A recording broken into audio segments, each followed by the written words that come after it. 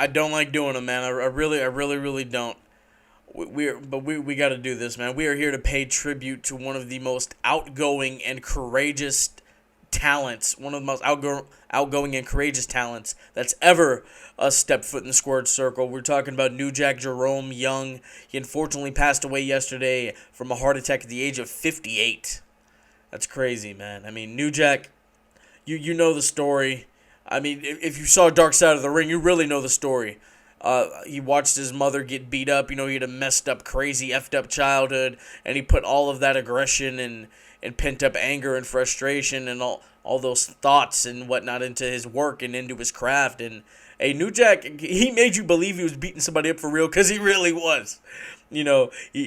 People are like, oh man, he was too stiff, and and I didn't like that promo. He shot a lot. New Jack kept it real, bro. I remember that Smoky Mountain promo was at '94 where he's congratulating OJ. He was like, good job, Orenthal.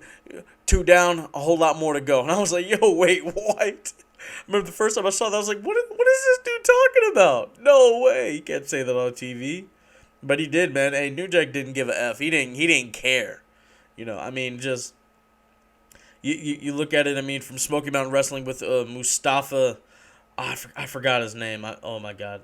I know the first name is Mustafa. They were the gangsters in Smoky Mountain Wrestling.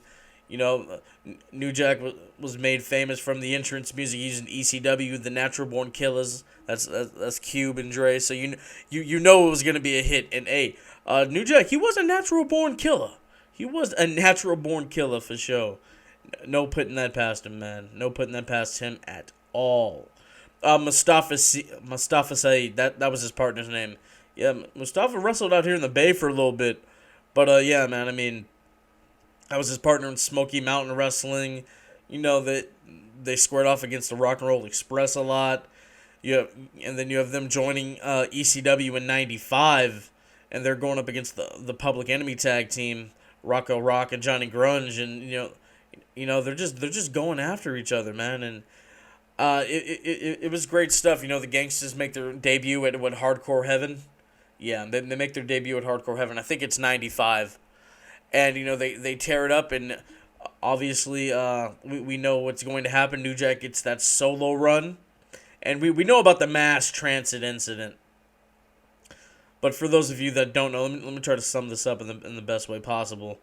There was a gentleman by the name of Mass Transit. I don't even think he was 18, if I'm not being mistaken. I don't think he was 18. He wasn't like a traditionally trained wrestler, but he got on a ECW house show and he was paired up with New Jack, and I guess the kid said something to him. New Jack was like, "Oh, okay," and then he just beat the hell out of that kid.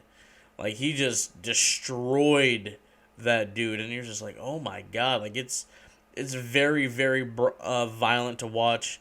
I mean, yeah. So the mass transit thing happened in '96, and so I'll read you the synopsis of it. So, the mass transit incident, this is what Wikipedia says, was an event in professional wrestling that occurred at an Extreme Championship Wrestling house show on November 23rd, 1996, at the Wonderland Ballroom in Revere, Massachusetts. Eric Koulos, yes. Eric Koulos, I don't want to butcher his name. He was an aspiring pro wrestler using the ring name Mass Transit. And New Jack, he bladed him too deep. The guy lost a lot of blood. And, yeah, man. So after the incident, Mass Transit, 2 of his arteries were severed. He bled profusely and passed out and needed to be escorted out of the arena for medical attention. Further controversy arose when it came to light that Koulos had lied to the ECW owner and booker, Paul Heyman, we all know him, about his age in professional wrestling training. The incident led to a future ECW pay-per-view being temporarily canceled and a lawsuit from Koulos and his family members. So yeah, there was that, and then obviously when New Jack and I forget the guy's name, where they both fall off the scaffold off of that high platform, and the dude lands on New Jack's head, and like brain matter's coming out. And for people that say wrestling's fake, always show them that and Sid when he breaks his leg. But yeah, man. So I mean, just crazy, Just crazy hardcore brawl. It was nothing nice about what New Jack was doing. He kept it real. He went in there to beat people up. I don't even think he cared about winning championships. He just was just there to like beat people up and get paid to do it. And man, so that go watch some New Jack stuff, man. It's really interesting to watch how stiff he was, and just it was stiff, but it was fluent at the same time, because that's just all that he knew, you know. And I mean, obviously, like I talked about, the dark side of the ring, and then even on social media, New Jack had been pretty active on social media for the last couple of years.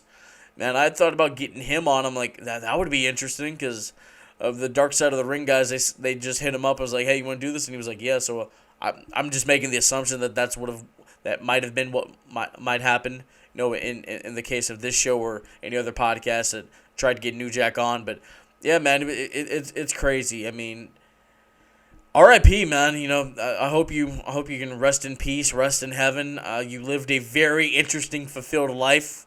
Yeah, I think he was very satisfied with life from what it looked like on social media. You know, he'd do signings and whatever virtually, and then go to appear at conventions here and there. You know, like before COVID and all that other stuff. But yeah, man. I mean, R.I.P. to New Jack. He was the real deal, man. I mean, battling the Dudleys at House Party '98 and all this other stuff, going up against Spike Dudley at Guilty as Charged, and crossing the line '99.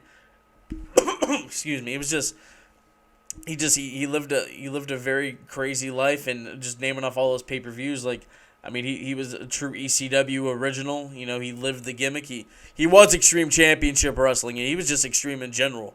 You know, so excuse me. R.I.P. to New Jack. Getting all choked up over here. R.I.P. to New Jack.